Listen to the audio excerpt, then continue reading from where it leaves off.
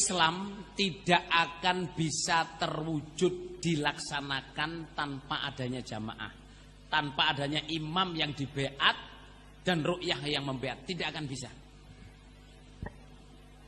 Syahadat, ya. Syahadat itu syarat mutlak orang jadi Islam harus membaca syahadat.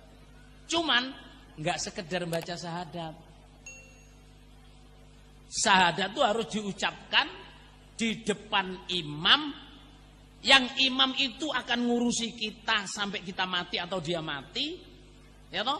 Yang akan ngurusi agama kita, memberi ilmu kita. Baru syahadat itu sah, dan itu adalah imam yang dibeat. Kalau zaman Nabi ya Nabi.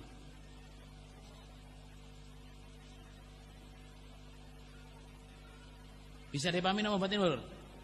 Jadi kita nggak akan bisa Islam kalau nggak punya imam. Karena apa? Kita nggak akan bisa mengucapkan syahadat. Sebab mengucapkan syahadat yang sah itu harus di depan imam yang dibaiat. Bismillahirrahmanirrahim. Assalamualaikum warahmatullahi wabarakatuh.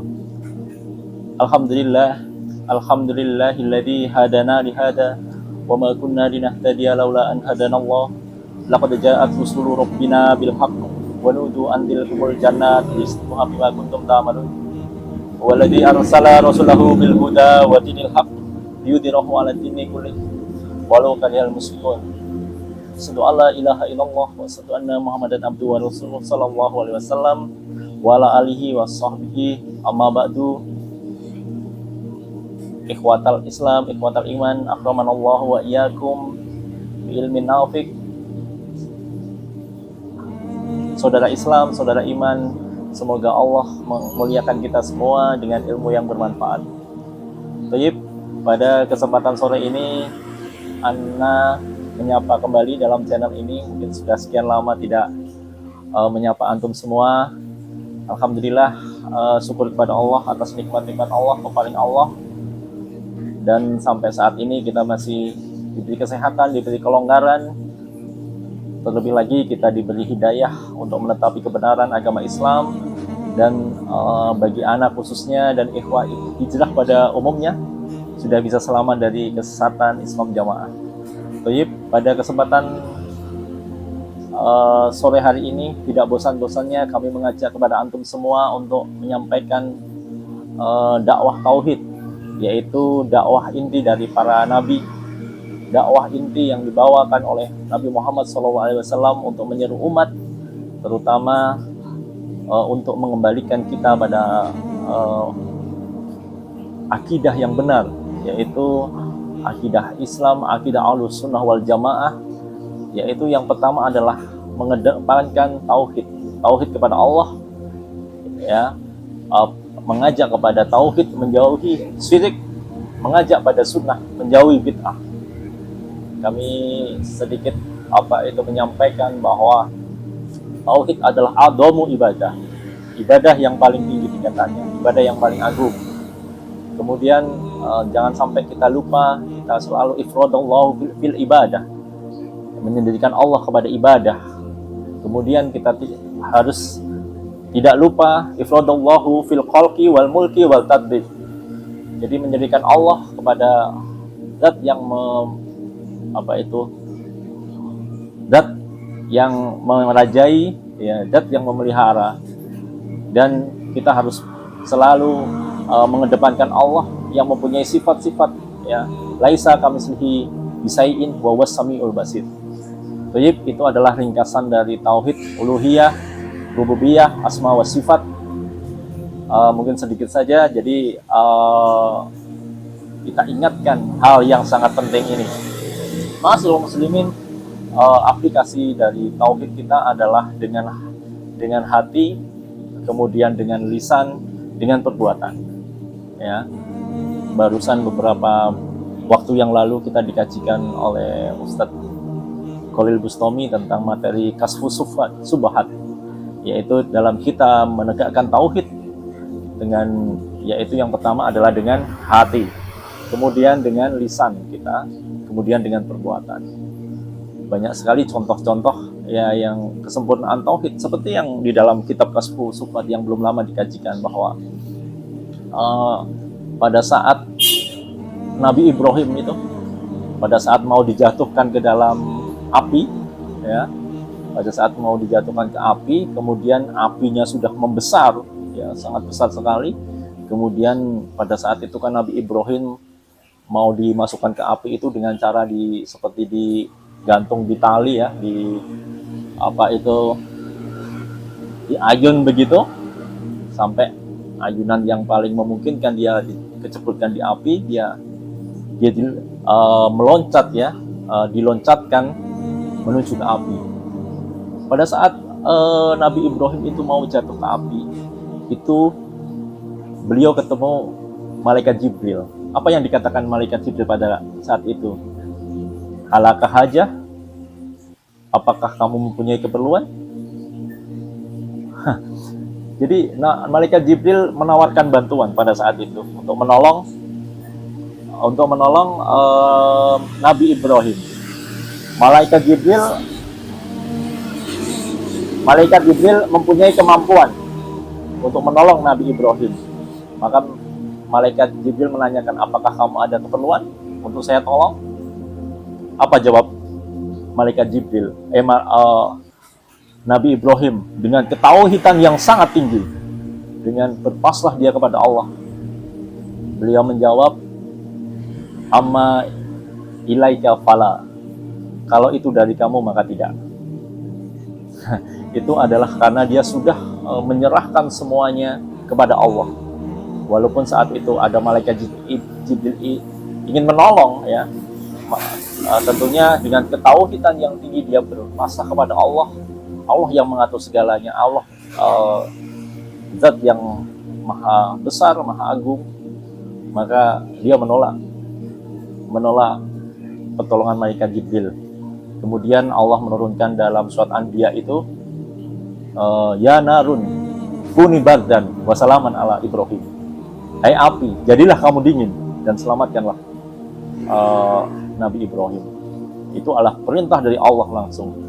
Itu adalah salah satu contoh yang kemarin dikajikan kepada kita. Kami ini yang sudah berhijrah dari Islam Jamaah, betapa jauhnya kita dulu dari ilmu-ilmu itu.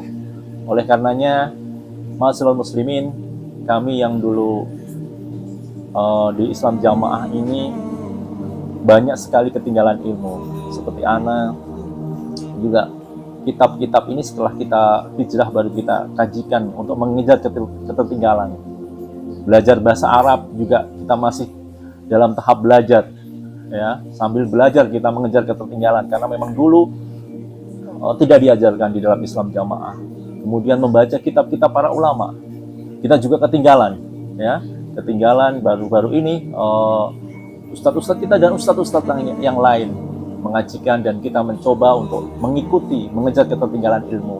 Tentunya bagi umat Islam yang lain yang belum sempat masuk dalam Islam Jamaah, tentunya sudah lama mengkaji ini.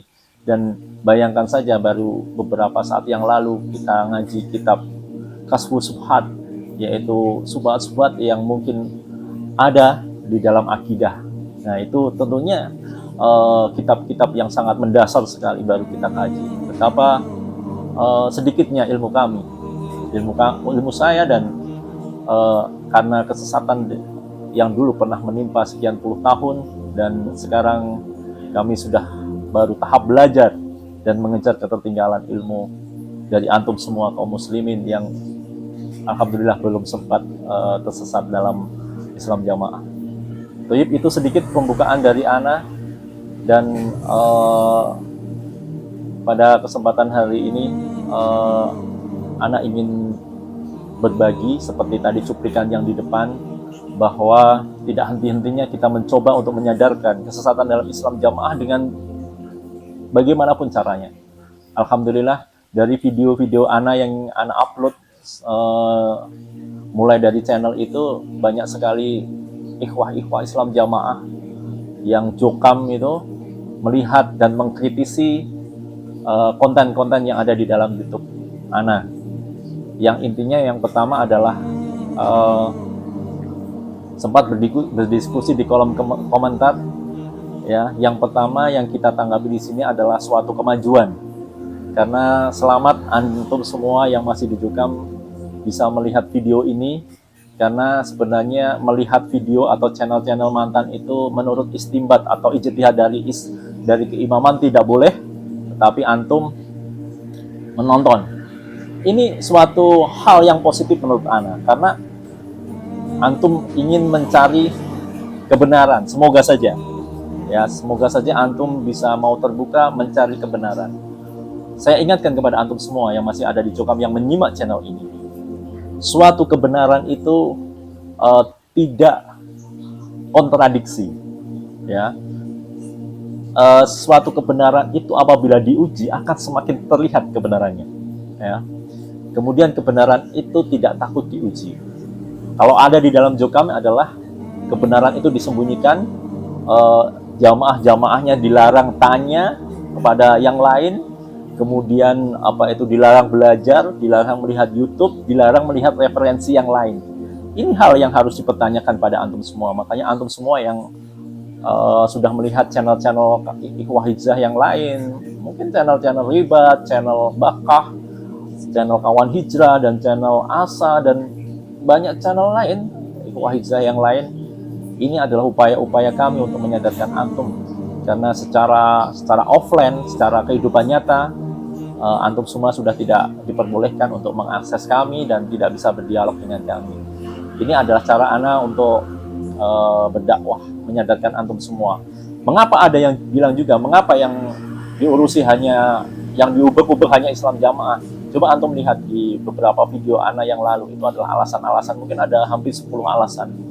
Ya, intinya kita adalah yang pertama amanat, kemudian ini adalah salah satu upaya untuk menebus dosa kita, menyelamatkan antum semua dari kesesatan. Yang ketiga, banyak sekali keluarga kita yang masih di dalam Islam Jamaah yang harus kami selamatkan. Dan banyak alasan-alasan yang lain yang mungkin bisa disimak dalam video ana yang sudah lalu. Baik, langsung saja kita kepada materi. Dalam kesempatan ini ana ingin mengangkat masalah kaitannya dengan antum semua yang masih dalam Islam Jamaah yang melihat video ini.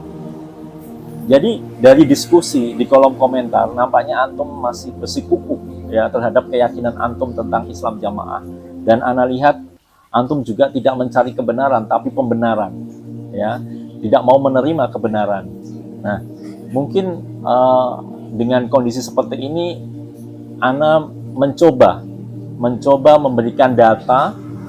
Di situ yang mengomentari adalah pihak independen, ya, pihak lain. Mungkin antum semua para Jukam atau Islam Jamaah yang menonton ini, mungkin kalau itu keluar dari mulut-mulut kami para mantan ibaratnya tidak percaya mungkin, ya.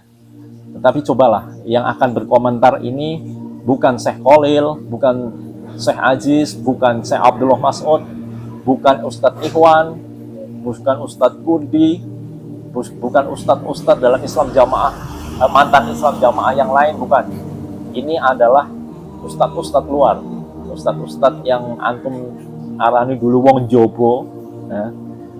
Wong ulama jobo, ya. Bahkan ngeri juga ini dalam doktrinnya dalam Islam Jamaah, yang namanya ulama jobo atau dai orang luar itu, kalau enggak dia goblok, dia kianat. Nah, itu adalah doktrinnya, sehingga Ikhwah Jukam atau Jukam Islam Jamaah ini tidak mau mengakses ilmu. Coba antum sekarang lihat sendiri pendapat-pendapat mereka, ya, yang di dalam Islam Jamaah. Ini yang pertama, tadi sudah di video pembukaan sudah anak ketengahkan masalah yang paling krusial bagi Islam Jamaah, yaitu doktrin masalah imamah atau kepahaman-kepahaman dalam Islam Jamaah. Kita coba simak. Yang pertama ini adalah salah satu ulama mufti dari Mekah Madinah. Bagaimana mereka menanggapi? Yang pertama adalah doktrin imamah antum, yaitu yang pertama adalah sahnya Islam harus menetapi beat beatnya versi Islam Jamaah. Kemudian syahadat juga harus disaksikan oleh imamnya dan lain sebagainya, seperti cuplikan yang disampaikan oleh Ustadz Emil di depan. Coba yang pertama adalah komentar dari mufti dari Mekah atau Madinah ya, menanggapi beat antum yang antum lakukan selama ini. Coba kita lihat bersama.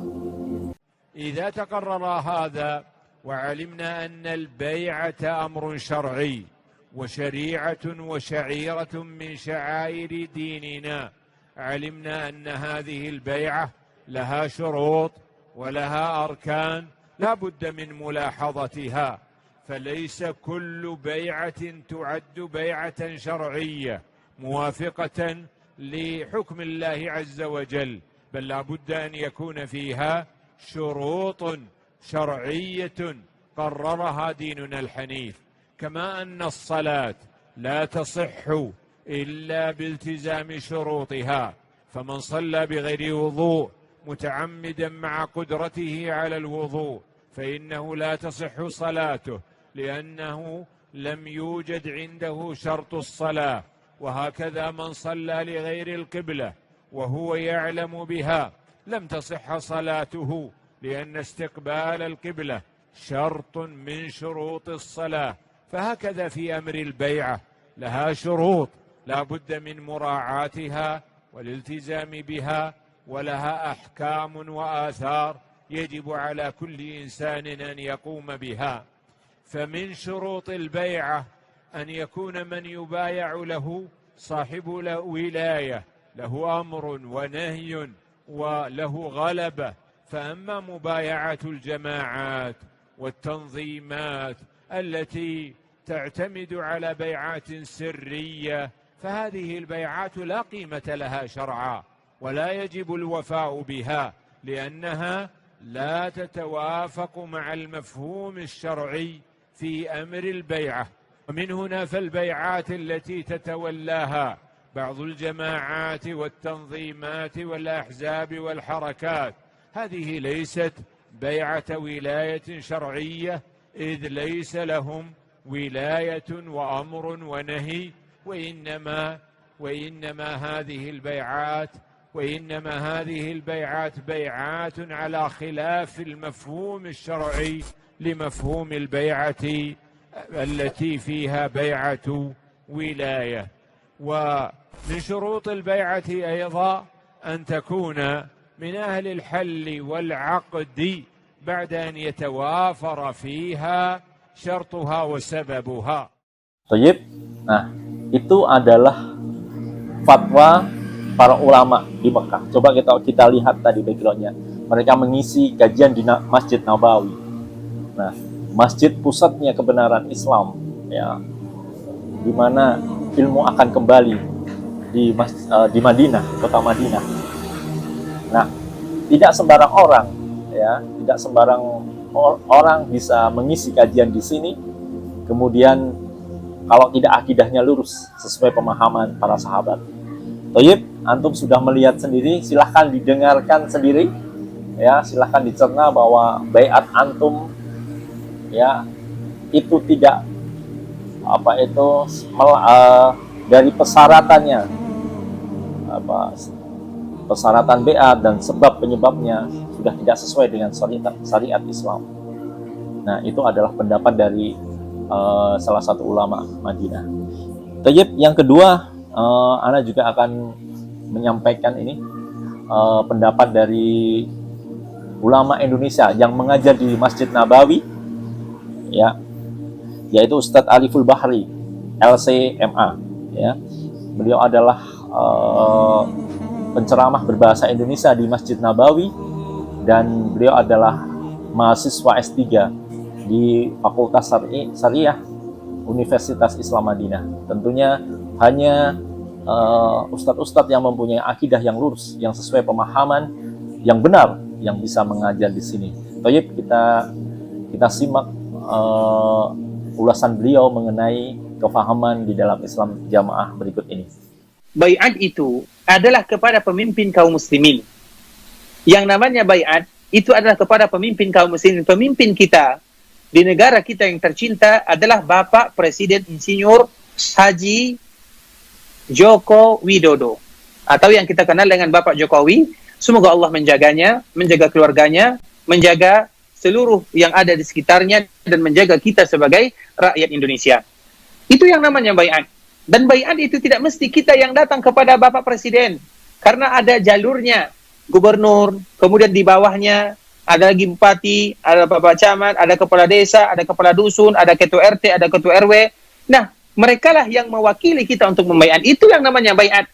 Sedangkan baiat harus membaca syahadat di depan imam. Imam yang mana? Imam yang mana yang harus kita baca baiat atau yang kita baca syahadat di depannya? Imam kita adalah presiden kita. Itulah yang namanya imam.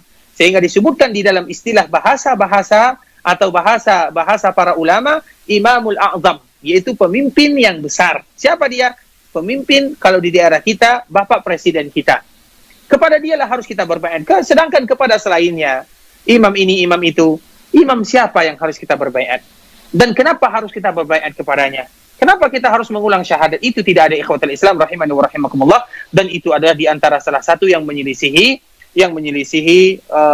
konsep manhaj Ahlus Sunnah wal Jamaah. Dan kita mengetahui ada sebuah lembaga yang alhamdulillah di negara kita yang tercinta sudah dilarang lembaga tersebut, yang dikenal dengan Lembaga Dakwah Islam Indonesia. Lembaga Dakwah Islam Indonesia, yang mungkin di antara salah satunya mereka wajib berbaiat kepada imam. Kalau tidak, maka mereka tidak sah apa yang telah mereka kerjakan. Kalau seandainya demikian, betapa banyak kaum muslimin yang tidak sah syahadatnya. Betapa banyak kaum muslimin yang tidak sah salatnya, yang tidak sah puasanya, yang tidak sah zakatnya, yang tidak sah haji dan ibadah yang lainnya. Kenapa kita berani mengatakan yang demikian? Tidak ada demikian, ikhwatul Islam rahimahullah. Tayyib, mungkin antum sudah dengar semua. Itu adalah pendapat yang independen, bukan pendapat kami. Ya, intinya adalah semoga antum semua bisa terbuka wawasan, ya. Coba dibuka kembali kepahaman-kepahaman yang ada.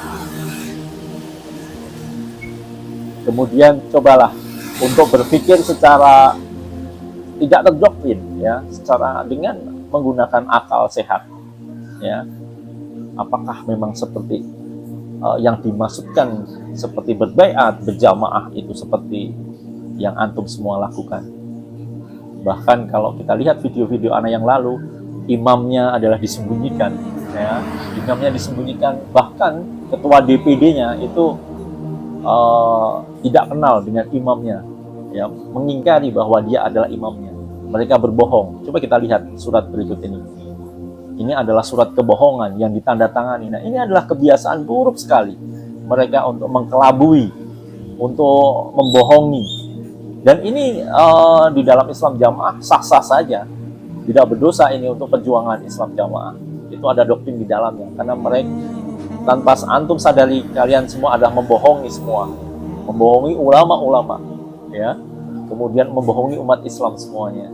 Antum mempunyai imam, tetapi antum tidak mengakui imam itu, ya. Tetapi kalau antum berbicara internal, ya, antum tahu sendiri sudah akidahnya bahwa imam itu adalah imam yang ditaati, ditaati dan sekuat tenaga ditaati begitu.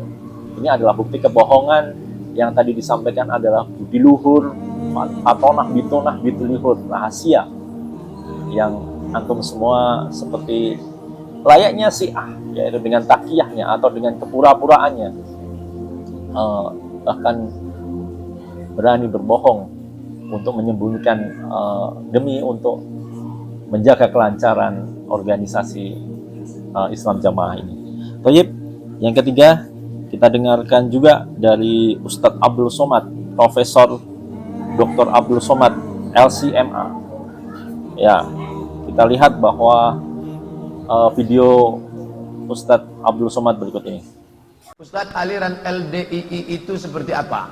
Dulu namanya Darul Islam, lalu berubah menjadi Islam Sejati, lalu berubah menjadi Lemkari, lalu berubah menjadi LDII. Isinya itu saja. Di antara yang dituduhkan kepada mereka adalah bahwa mereka meyakini di luar mereka itu berarti kafir, najis. Berdasarkan ayat Quran, innamal musyrikuna najasun. orang musyrik itu najis. Makanya muncul isu di tengah masyarakat, kalau kita bertamu ke rumah mereka, nanti bekas tempat duduk kita akan dipelnya, karena kita dianggapnya seperti najis, seperti anjing babi, seperti kotoran. Nah sekarang mereka sudah mengaku ke Majelis Ulama Indonesia bahwa kami ini sudah tobat. LDII di bawah pengawasan pembinaan MUI, itu tertulis Lembaga Dakwah Islam Indonesia di bawah pengawasan MUI. Tayyib, itu adalah yang difatwakan atau yang disampaikan oleh Ustadz Abdul Somad. Intinya eksklusivitas antum semua dalam Islam Jamaah sudah bukan hal yang dirahasiakan lagi, bahwa antum menganggap yang di luar adalah najis, ya, bahkan antum tidak mau bermakmum sholat di belakang umat Islam pada umumnya. Kemudian seperti yang dipel itu mungkin sekarang sudah agak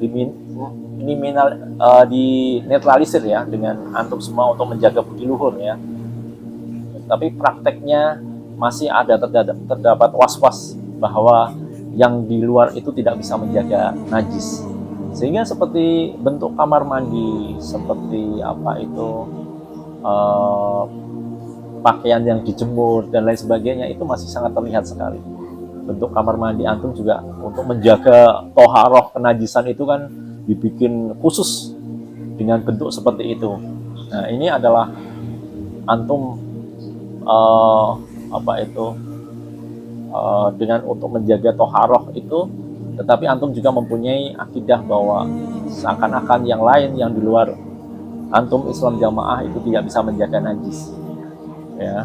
Nah ini hal yang perlu dikritisi juga. Untuk masalah najis antum di Islam Jamaah itu sangat detail, sangat hati-hati. Tetapi dalam akidah coba, dalam praktek imamah dan beat coba, dalam praktek mengkafirkan, antum semua serampangan ya, sangat serampangan dan sangat ceroboh sekali dalam memvonis yang di luar Islam Jamaah, di luar golongan antum adalah kafir, orang musyrikun dan lain sebagainya, yang nerakanya kekal dan lain sebagainya. Tayyib. Kemudian kita simak juga pendapat dari Ustadz Khalid Basalamah. Beliau adalah salah satu ulama, kemudian beliau jadi lulusan Universitas Islam Madinah. Kita lihat ulasan beliau berikut ini. Majelis yang mengharuskan syahadat ulang. Ketika ingin menikah harus mencari pasangan dari satu majelis yang sudah syahadat ulang.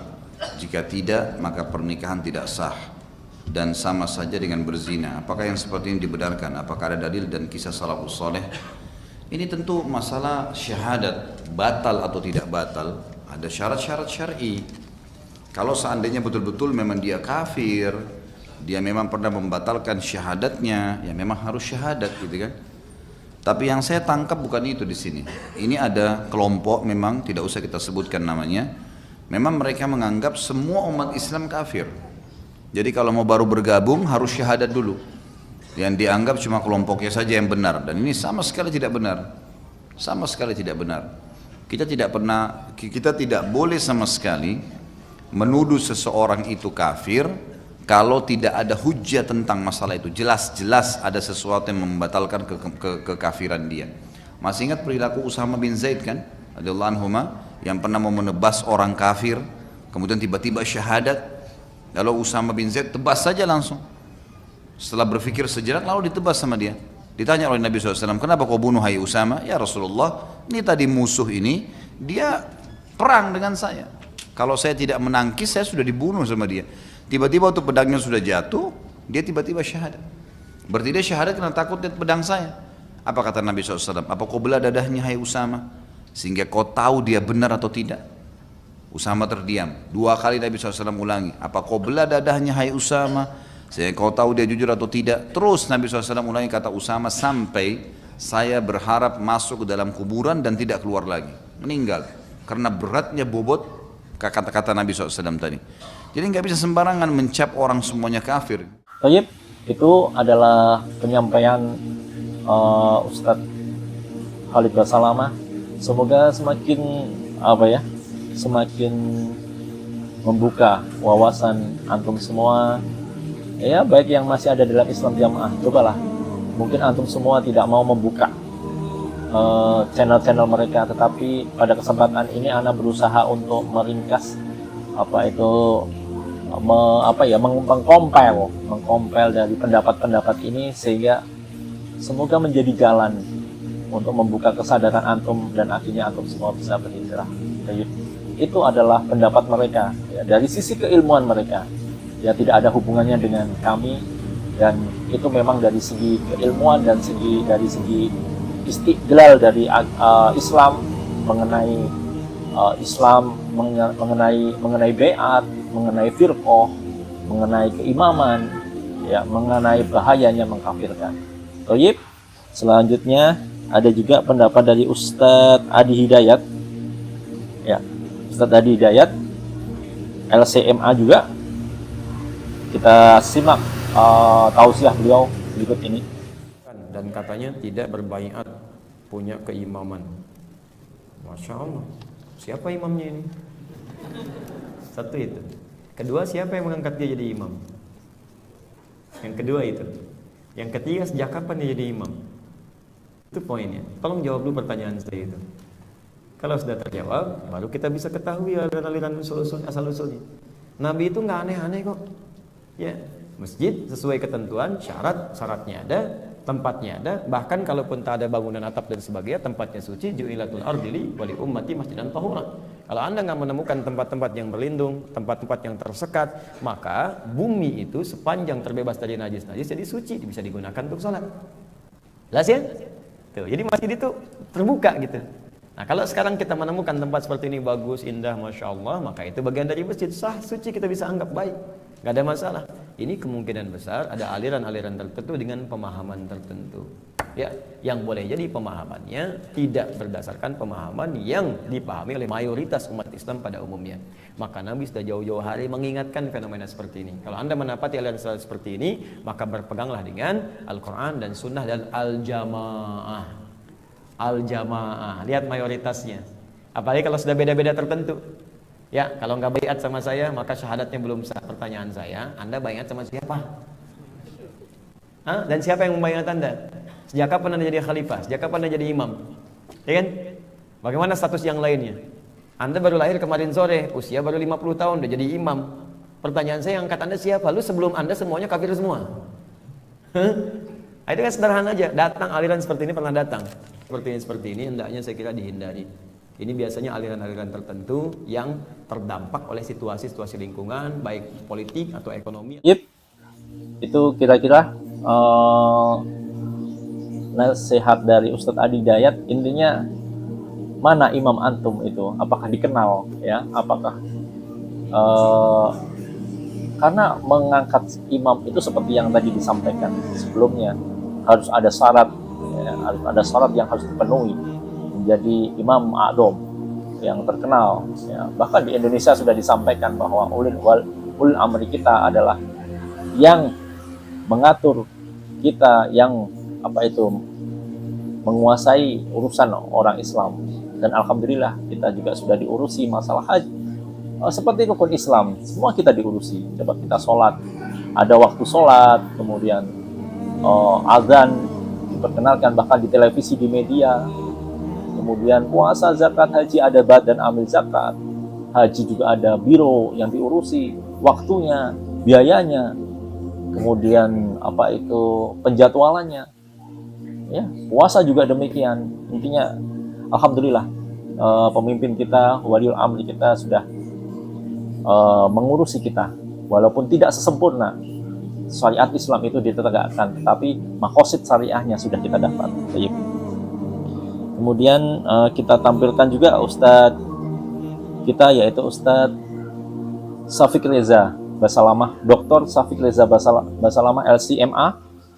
Ini ada pertanyaan tentang bagaimana menyikapi ustadz-ustadz, ya. Kita ini memang menuntut ilmu tidak sembarangan. Karena kalau kita salah menuntut ilmu, akhirnya jadi ISIS, jadi Qadianiyah, jadi Ahmadiyah, jadi Islam Jamaah, jadi Syiah, jadi macam-macam. Rasul sallallahu alaihi wasallam mengatakan al-mar'u ala dini khalilihi. Orang itu agamanya ikut agama temannya. Teman, apalagi ustadznya.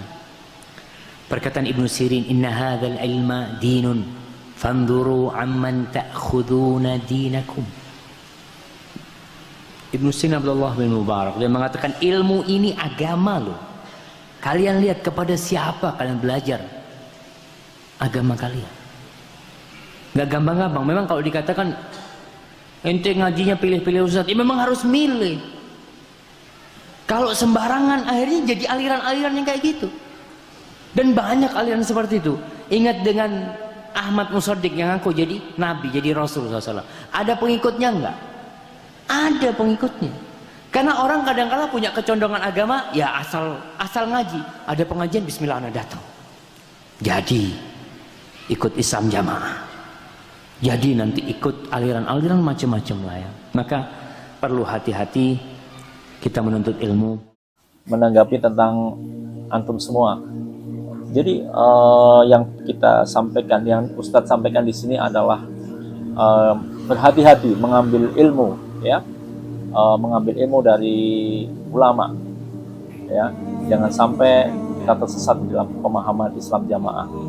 Nah ini kita harus selektif, artinya kita seperti yang disabdakan Nabi itu, man ya'is minkum fasayara tilafan kasiro. Setelahku akan timbul banyak perpecahan, ya. Apa yang disebutkan Nabi setelah itu? Fa'alaikum bisunnati wa sunnati khulafa'ir rasyidin. Nah, karena perselisihan itu kita kembalilah ke sunnah dan sunnah para khulafa. Di sini tentunya kita mencari pemahaman-pemahaman dan ustadz-ustadz yang mutasib pada sunnah, mengikuti pemahaman 3 generasi terbaik umat ini. Baik. Kemudian kita sampaikan adalah pendapat dari salah satu ustadz kita juga, ustadz dari Ustadz Idrus Ramli, yang juga mengkritisi Islam Jamaah berikut ini. Kemudian dalam masalah lain, LDII ini punya kemiripan dengan Syiah. Syiah, bagaimana katanya orang Syiah? Orang yang bukan Syiah itu musyrik dan najis. Menurut LDII, orang yang bukan LDII musyrik najis. Karena dianggap najis, maka kalau kita datang ke masjid mereka, setelah turun masjidnya dipel. Kalau kita salaman dengan mereka, setelah itu cuci tangan. Itu LDII. Jadi kita dianggap najis. Apa dalilnya? Kata mereka karena orang NU, orang Ahlus Sunnah itu musyrik. Di dalam Al-Quran, innamal musyrikuna najasun. Orang musyrik itu najis katanya. Itu kata orang LDII. Sekarang beberapa tahun kemarin memang LDII ini mengeluarkan pernyataan statement bahwa mereka telah mengikuti paradigma baru. Sudah tidak mengepel masjid kalau didatangi kita. Karena LDII diancam oleh MUI mau diajukan sebagai aliran terlarang, aliran sesat yang dilarang. Akhirnya LDII menyatakan telah mengikuti paradigma baru dan masih dalam bimbingan MUI. Baik, itu adalah pendapat dari Ustadz Idrus Ramli, Kiai Haji Idrus Ramli. Beliau seorang Nahdien, ya, pendekar Aswaja, dan dia mengkritisi juga antum. Masyaallah muslimin yang menyimak channel ini, berbagai kalangan, ya, berbagai kalangan ulama, baik dari beberapa ormas ya, maupun dari mungkin beberapa ya ormas, kemudian ada yang dari Nahdien juga, mengkritisi antum banyak sekali. Ini tentunya antum harus berpikir bahwa ada sesuatu hal yang mesti dikoreksi. Kenapa semua mengkritisi? Ya. Nah, ini biasanya doktrin antum adalah kita itu biasa seperti itu, dikritisi, kemudian dituduh sesat, itu adalah gawannya ahli surga. Nah, doktrinnya akan seperti itu, bawaannya ahli surga. Ya, kemudian tetap menetapi jamaah, jangan terpengaruh karena kita dijanjikan surga. Itu ada biasa doktrin. Tapi bagi antum semua yang mempunyai akal, melihat seperti ini, kita dikritisi dan banyak diluruskan atau istilahnya dinasihati oleh beberapa ulama, bahkan semua ulama mengkritisi, itu tentunya ada kesesatan yang perlu diperbaiki. Semoga antum bisa sadar dalam kesesatan ini. Taib. Selanjutnya adalah Ustadz Firanda Al-Dirja, Dr. Firanda Al-Dirja LCMA. Beliau juga salah satu lulusan Universitas Islam Madinah, menanyakan sahnya imam antum seperti berikut. Orang fulan dari jamaah Islam jamaah, ya. Dalam jamaah ini diajarkan bahwasanya orang Islam di luar jamaah kami adalah kafir. Ini saya singgung tadi. Siapa saja yang tidak berbaiat kepada imam jamaah dianggap kafir. Kelompok ini membawakan hadis Rasulullah berbunyi la islama illa bi jamaah wala jamaah illa bi imarah wala imarah illa bi ta'ah. Ya. Intinya mereka punya dalil, ya. Ya kita bilang ini ngawur, ya. Ya ini Rasulullah ini kalaupun hadis ini sahih, maka ini maksudnya adalah kesempurnaan Islam adalah dengan taat kepada pemimpin, taat kepada pemimpin. Bukan berarti kalau orang keluar dari kepemimpinan maka dia kafir, ya. Nabi mengatakan man mata wa laysa ala unuqihi bai'ah famata mitatan jahiliyah. Barang siapa yang meninggal dan tidak punya baiat, itu tidak taat kepada penguasa, tidak menganggap punya penguasa, maka dia matinya seperti mati orang jahiliyah. Bukan mati jahiliyah, mati kafir. Ini sebagian orang salah terjemah. Famata mitatan jahiliyah, itu maksudnya matinya seperti matinya orang jahiliyah. Kenapa? Orang jahiliyah dahulu mereka tidak punya pemimpin. Mereka hidup senang bebas, masing-masing jadi pemimpin sendiri, tidak mau, dan mereka bangga kalau bisa tidak dipimpin. Mereka bangga kalau tidak bisa. Mereka bangga kalau bisa berperang keluar dari kekuasaan orang lain. Maka itu sifat jahiliyah. Di antaranya yang keluar dari baiat orang Khawarij. Khawarij yang tidak dikafirkan. Khawarij yang benar-benar bukan cuma keluar dari kepimpinan Ali bin Abi Thalib, bahkan berperang, bahkan membunuh orang-orang, itu pun tidak dikafirkan oleh Ali bin Abi Thalib. Terus kita yang tidak baiat sama imamnya kita dikafirkan. Imam mereka juga mana imamnya? Pantas nggak jadi imam? Coba bayangkan kalau ada 5 imam, saya jadi imam, dia punya imam. Sekarang kalau saya jadi imam, berhak nggak? Mana? Adu-aduan saya dengan imam dia, mana lebih hebat? Terus ada imam lagi ketiga, mana lebih hebat di antara kita yang berhak lebih jadi imam? Ada imam keempat. Terus kalau begitu caranya rusak. Ini namanya baiat yang bid'ah, yang tidak pantas. Gimana membaiat sama imam dia? Imam dia negaranya tidak punya, negaranya sembunyi-sembunyi, ilmunya nggak ada, ya. Mengkafir-kafirkan orang tidak baiat sama dia saja kita tidak tahu. Imamnya mana? Kemudian surga dan neraka digantungkan kepada imam yang seperti ini. Ini jamaah bahlul seperti ini, hati-hati, ya. Tinggalkan jamaah seperti ini, sesat dan menyesatkan. Ya. Gimana? Coba untuk bayangkan satu dunia, surga dan nerakanya diikatkan dengan imam dia. Imam dia ini mana? Kita nggak ada yang kenal. Punya negara nggak? Punya polisi nggak? Kemudian kalau tidak baiat sama jadi orang kafir. Betapa piciknya pikiran mereka menganggap orang seperti gini surga dan neraka bergantung kepada dia. Tidak baiat sama dia jadi orang kafir. Ya akhi, orang kita jutaan manusia tidak kenal dia. Coba tanya orang, kamu kenal nggak imamnya Islam jamaah? Nggak ada yang kenal. Kemudian kafir, kamu nggak baiat kafir, banyak orang kafir dong. Ini gimana sih? Alhamdulillah antum sudah keluar.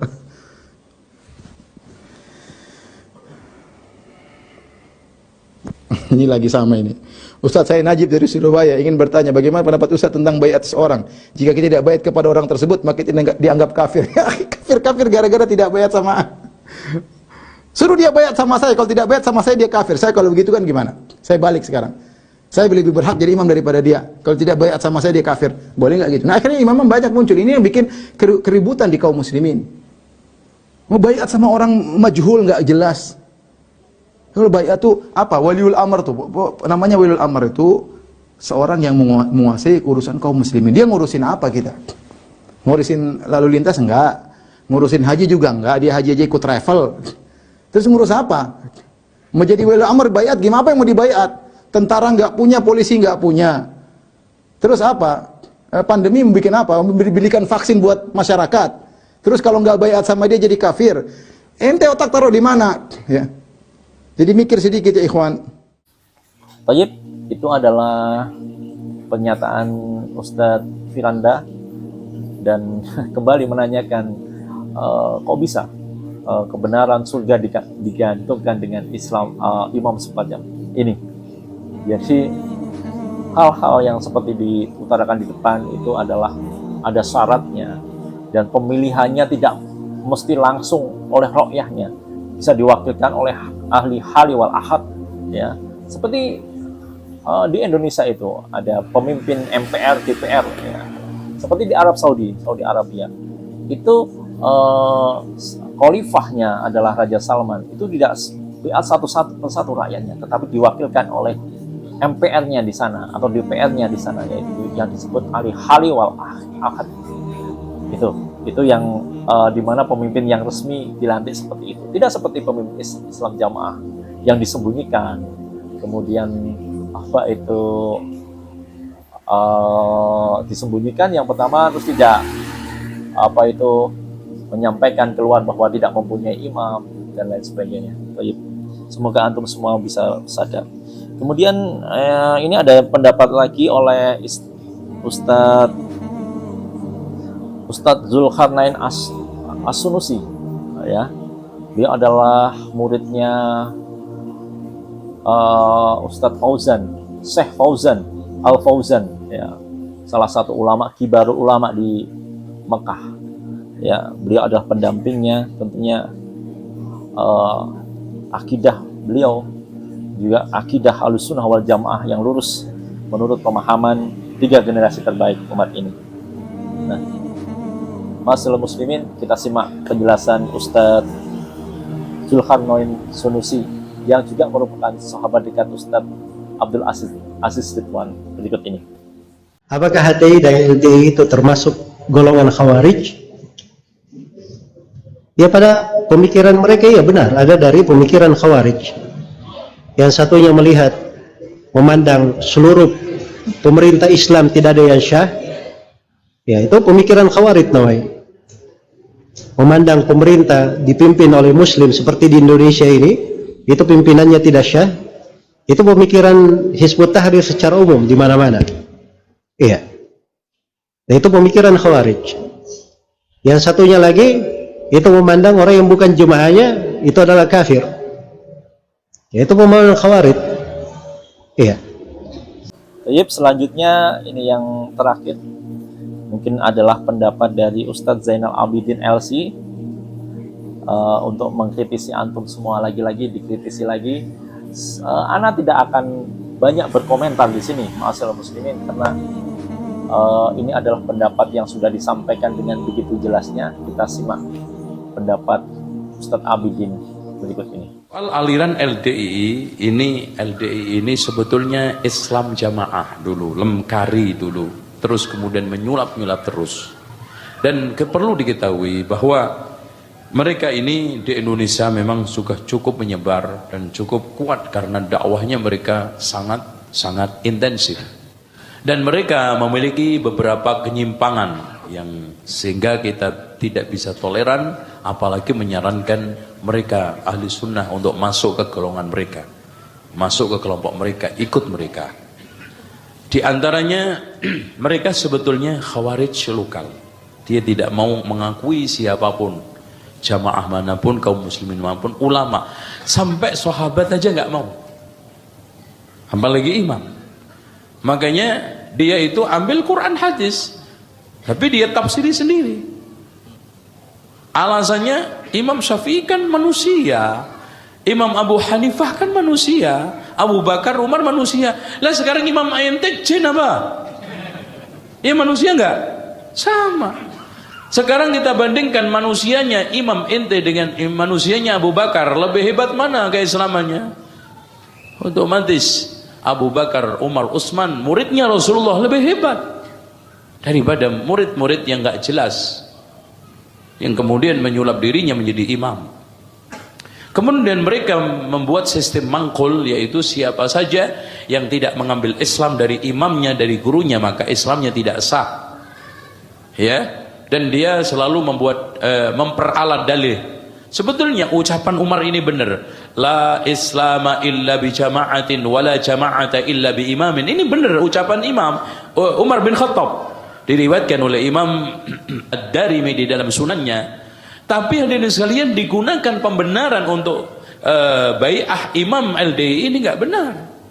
Itu banyak toh aliran-aliran sesat, aliran-aliran bid'ah memperalat Al-Quran dan Sunnah, akhirnya digunakan untuk membenarkan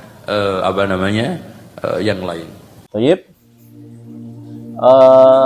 Kemudian Ana juga akan menyampaikan satu lagi pendapat Ustadz dari Kediri juga, yang mengkritisi bahwa Islam jamaah itu terkesan eksklusif ya di daerah Jawa Timur. Nah, berikut ini kita simak penjelasan Ustadz berikut ini. La islama illa bi jama'atin wala jama'ata illa bi bai'atin wala bai'ata illa bi ta'atin. La islama illa bi jama'ah wala jama'ata illa bi bai'atin wala bai'ata illa bi ta'ah. Ning dulure awake dhewe ndadekne niki kunci dika ngalor ngidul ngetan lan ngulon ngafir-ngafirne wong liya sing ora melu jamaah kusture. Kula niku duwe cerita kustur niku, cerita tentang kustur niku mangkul sampai dumateng sing cerita pertama kali. Sehingga di pusatnya ada gedung kustur. Ya, itu salah memahami hadis tersebut. Memahami asar dari Umar bin Khattab. Itu bukan hadis, itu perkataan Umar bin Khattab. Itu pun tadi ada larah-larah dan sebab kenapa beliau mengucapkan itu. Kemudian dalam sanad rawi yang membawakan hadis pun juga ada cacatnya. Jadi bertumpuk-tumpuk ya hal yang dengannya, sehingga asar tersebut tidak bisa untuk dijadikan pakem, apalagi untuk mengkafirkan yang selain mereka. Kenapa saya ingin bertanya, apakah ada disebutkan dalam asar Umar itu Umar mengkafirkan penduduk Madinah? Bukan Mekah mereka tidak taat kepada perda Umar yang melarang meninggi-tinggikan bangunan. Ya, begitu dan seterusnya. Tidak. Apalagi digunakan untuk mengkafirkan luar jamaah mereka. Wallahu taala a'lam. Kita teruskan. Dan ingat, perlu ditahu siapa Umar bin Khattab ketika mengucapkan ucapan tersebut.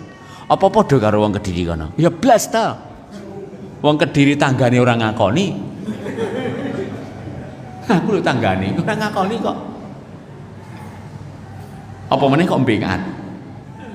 Adapun Umar, kaum muslimin sudah semuanya mengakui berdasarkan wasiat Abu Bakar, sehingga sepeninggal Abu Bakar semua membaiat Umar bin Khattab. Ya, satu kalam. Ya, kaum muslimin semuanya membaiat Umar bin Khattab. Wallahu taala alam. Sehingga apa yang beliau katakan cocok karo kenyataan. Lah Kang Paico sing diomongne karo kenyataane blas ta ora cocok. Nah, wallahu taala alam. Sing jelas semua ahli bid'ah inti mengeruk harta dari jamaahnya. Lek wis mlebu kono ndak oleh takon. KPK yang mungkin mendembus. Kenapa? Orang enak hitam di atas putih kok. KPK gak iso masuk ke dalamnya. Kok mengaudit? Nggak bisa.